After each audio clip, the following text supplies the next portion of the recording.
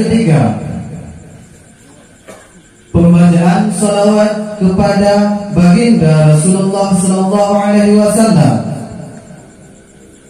Dalam halnya kamu lagi kesediaan wate kepada para santri dayah Kota Bale, kepada para santri dayah Kota Bale, kamu persilahkan dengan segala hormat.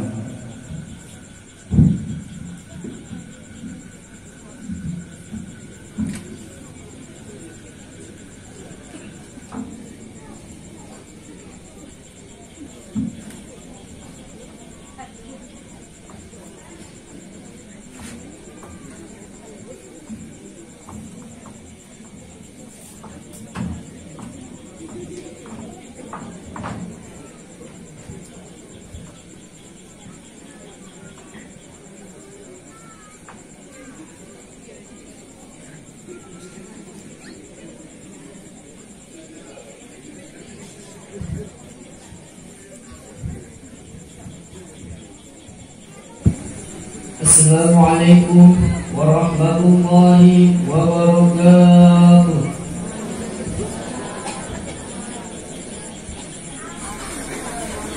Ya Nabi salamun alaik,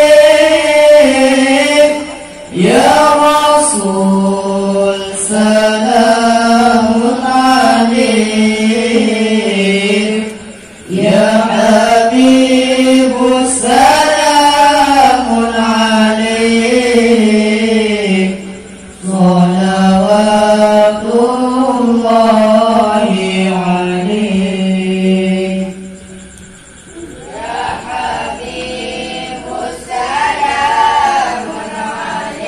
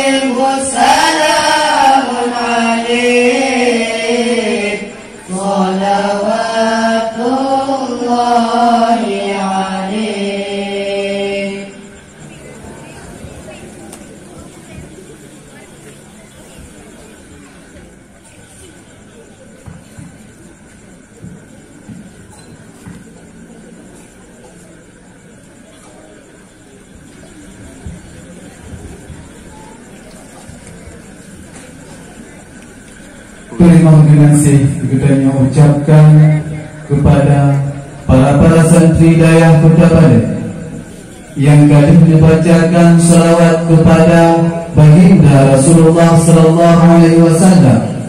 Semoga kita memandu nibak malamnya bernumpuk usyaf Nabi singah di yaumil qiyamah.